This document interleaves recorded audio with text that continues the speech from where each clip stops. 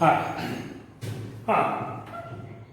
In last lecture, we have discussed the menstrual cycle in a detail. Now, it is the turn of reproduction and modern technology. Reproduction and modern technology. तर many couple cannot have children due to the various reasons. आता बरेचसे couples असतात की ज्यांना मुलं बाळ होत नाही, पण याला बरेचसे कारण असतात. So it has or it is due to the various reasons. In case of woman, आता दोन्हीमध्ये प्रॉब्लेम्स असू शकतात, दोन्हीकडनं प्रॉब्लेम येऊ शकतात. तर पहिले आपण वुमनचे इश्यू डिस्कस करू. So in case of woman, irregularity in menstrual cycle. To have a pregnancy, menstrual cycle must be a regular. If it is irregular, then that can cause hindrance आणि मग त्याच्यामुळे सुद्धा प्रेग्नन्सी राहत नाही. So it is irregularity in menstrual cycle, difficulties in oocyte production. आता oocyteचं proper प्रोडक्शनच होत नसेल तरी पण तो एक प्रॉब्लेम असू शकते. ऑब्स्टॅकल्स इन द ओव्हिडक्ट, त्या ओव्हिडक्ट मध्ये अडथळे सुद्धा असू शकतात की ज्याच्यामुळे फर्टिलायझेशनची प्रोसेस प्रॉपरली होऊन राहिलेली नाही आहे. So difficulties in implantation in uterus, आणि मग युटेरस मध्ये एम्ब्रिओ प्रॉपरली इम्प्लांटच होऊन राहिलेला नाही आहे. These are the reasons, आणि मग many other reasons are responsible for this. मग आता हे सगळे कारणासाठी त्याला खूप सारे कारण असतात की ज्याच्यामुळे म्हणजे वुमन्स मध्ये प्रेग्नन्सी राहून नाही राहिलेली आहे. तर पहा, इरेग्युलरिटी इन मेन्स्ट्रुअल सायकल मध्ये इरेग्युलरिटी असेल तरी प्रॉब्लेम आहे. Then difficulties in oocyte production, oocyte produce होत नसेल तरी प्रॉब्लेम्स. आणि नंतर it is obstacles in the oviduct. So नंतर युटेरस मध्ये एम्ब्रियोज इम्प्लांट होत नसेल तर. So difficulties in implantation in uterus and many other reasons are responsible for this. तर हे वुमन मध्ये प्रॉब्लेम्स. नंतर absence of sperms in the semen. सीमेन मध्ये absence of the sperms म्हणजे sufficient quantity मध्ये नसेल, त्यांच्यामध्ये मोटिलिटी नसेल वगैरे वगैरे. So absence of sperms in the semen. Slow moment of sperms तर असतील पण त्याच्या मोमेंट्स खूप सारे स्लो असेल, सुस्त असेल. It is anomalies in the sperms, म्हणजे त्या स्पर्म्स मध्ये जी काही त्याला बॉडी वगैरे असते तर बॉडी पार्ट मधला कोणता ना कोणता पार्ट मिसिंग असेल, म्हणजे व्यंग असेल त्या स्पर्म्स मध्ये. So it is anomalies in the sperms. These are the reason in case of males. म्हणजे एक तर absence of sperms किंवा मग स्पर्म्स असेल तर ते स्लो असतील. So slow movement of sperms म्हणजे त्यांची मुवमेंट स्लो असेल. आणि दुसरं काही त्या स्पर्म्स मध्ये अनॉमलीज असेल, दॅट इज व्यंग. But now with the help of advance medical techniques like IVF, in vitro fertilization, it is in vitro fertilization, surrogacy, तर भाडोत्री मातृत्व, तर बघा सरोगेसी, सरोगेट मदर.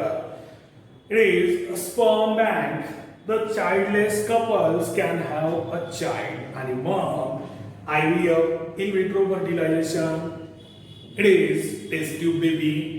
सरोगेसी जो सलमान खान, नंतर राणी मुखर्जी आणि प्रीती झिंटा यांचा पिक्चर होता, आय थिंक चोरी चोरी चुपके चुपके, बहुतेक तर त्याच्यामध्ये प्रीती झिंटा सरोगेट मदर दाखवली होती. तर ते सरोगेसी बघू आपण.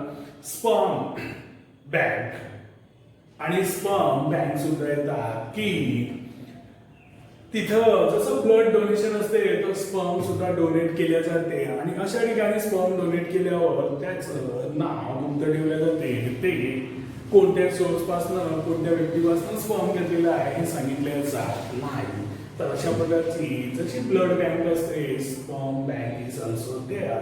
तर याद्वारे सुद्धा मग अशी जी व्यक्ती आहे ज्यांच्यामध्ये प्रॉब्लेम्स आहे there are in females or male so they can have the babies with the help of these modern techniques. So it is in vitro fertilization that is IVF. In vitro fertilization that is IVF.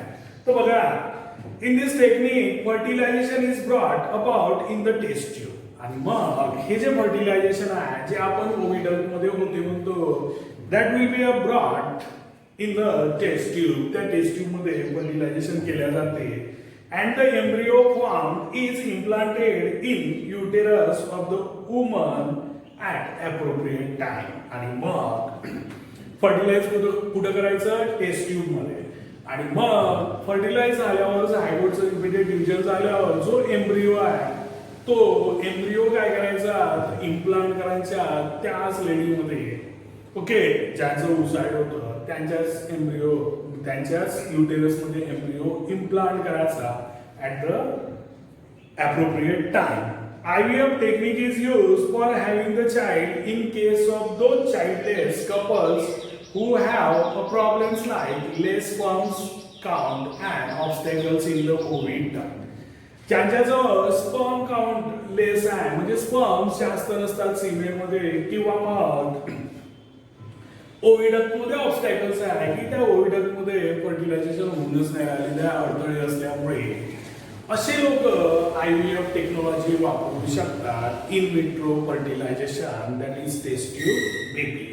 आता स्पर्मचा count म्हणजे मेलचा problem आला ओव्हिडक्ट मध्ये obstacles फिमेलचा problem आला म्हणजे असा either or त्या कपलमध्ये दोघांपैकी एकाला जर असा प्रॉब्लेम असेल तर मग तेव्हा इन विट्रो फर्टिलायझेशन वापरल्या जाते. आणि काय करेल तर मुसाईडला फर्टिलाइज कुठं करायचं टेस्ट ट्यूब मध्ये. Okay in the test tube fertilization is brought in the test tube. आणि मग एम्ब्रिओ जो तयार होईल त्याला appropriate टाइमवर युटेरस मध्ये इम्प्लांट करणे. So what this is about the fertilization that is in vitro fertilization. Fertilization in a test tube ते बरोबर असं दाखवलेलं आहे तर ती फिगर लक्षात ठेवायची कारण I think it has come in March 20. Surrogacy. Some women have problems in the implantation of embryo in uterus. आता ज्या लेडीच्या युटेरस मध्येच प्रॉब्लेम्स आहे की इम्प्लांटच होऊ शकत नाही एम्ब्रियो मग such woman can take the help of the modern remedial techniques. This is called as surrogacy. आणि मग ज्या लेडीचं युटेरस मध्ये इम्प्लांटच होत नाही एम्ब्रियो मग अशी लेडी मॉडर्न मेडिकल टेक्निकचा फायदा घेऊ शकते. That technique is called as surrogacy. Okay, in this technique, oocyte is collected from the ovary of the woman having a problem in implantation in uterus.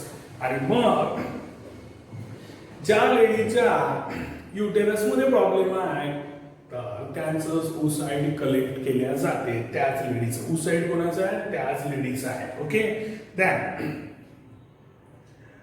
that oocyte is fertilized in a test tube with the help of sperm collected from her husband.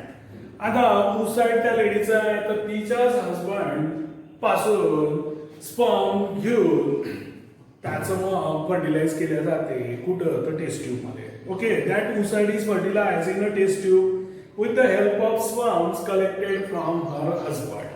Okay आता mister and Mrs दोन्ही तेच आहे म्हणजे नवरा बायकोच आहे. Okay त्यांचं पण fertilisation कुठे गेलं oocyte मध्ये. आता इन विट्रो फर्टिलायझेशन मध्ये काय होतं बाहेर केल्यानंतर तोच एम्ब्रिओ आपण इम्प्लांट करत होतो युटेरस मध्ये. पण इथे काय प्रॉब्लेम आहे या लेडीच्या युटेरस मध्ये एम्ब्रिओ इम्प्लांटच होत नाही. मग अशा वेळेला दुसऱ्या लेडीचे युटेरस भाड्याने घेतल्या जाते म्हणजे दुसऱ्या लेडीच्या युटेरस मध्ये तो एम्ब्रिओ इम्प्लांट केल्या जाते आणि तिथे त्याची फर्दर ग्रोथ होते आणि मग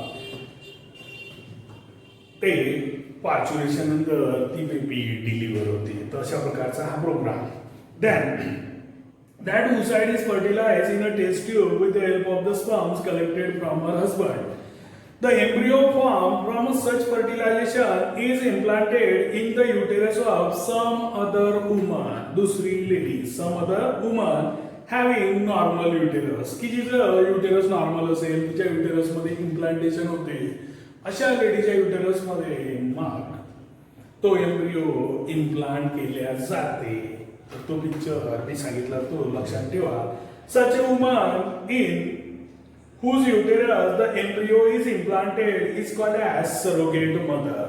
आणि ज्या मदरच्या युटेरस मध्ये, कारण तिने डिलिव्हर केलेला आहे तर आपण तिला मदरच म्हणू, ज्या मदरच्या युटेरस मध्ये जो एम्ब्रियो इम्प्लांट केला होता तिला सरोगेट मदर म्हणायचं. That lady is called as surrogate mother. So such a woman in whose uterus the embryo is implanted is called as surrogate mother. It's called as surrogate mothers. Okay. Sperm bank or a semen bank. Sperm bank or semen bank. तो बघा.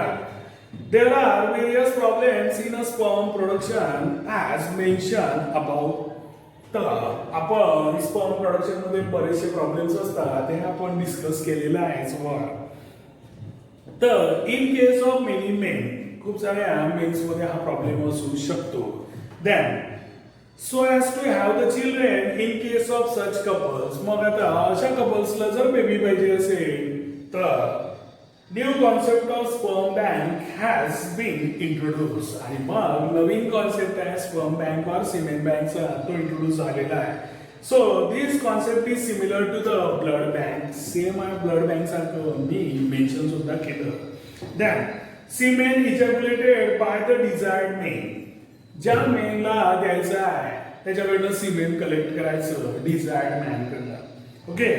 सीमेन ejaculated by the desired man is collected after their thorough physical and medical checkup and stored in the sperm bank.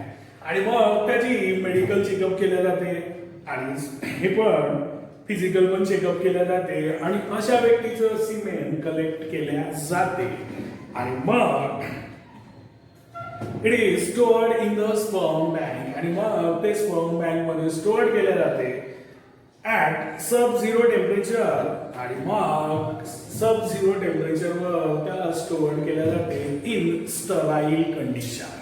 आणि मग त्याला sterile condition मध्ये सुद्धा ठेवल्या जाते. तर अशा प्रकारचं स्पर्म बँकेचं काम.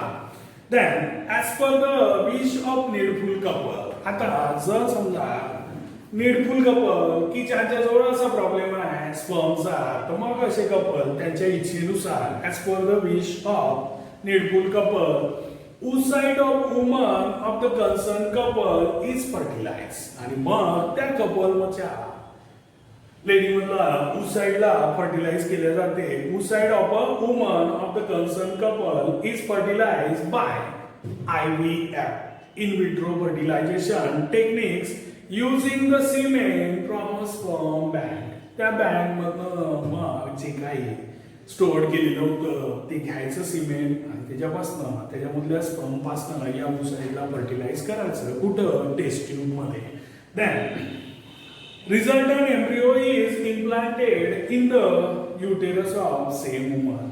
ज्या वुमनचे oocyte होता त्याच वुमनच्या एम्ब्रियोमध्ये युटेरस मध्ये एम्ब्रियोला इम्प्लांट करायचं.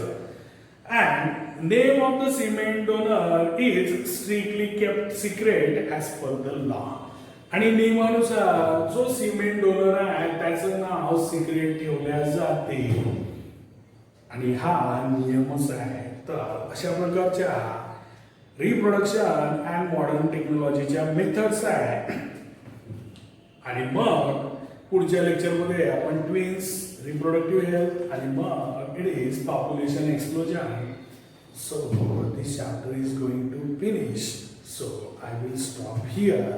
Next time we will see twins. Bye.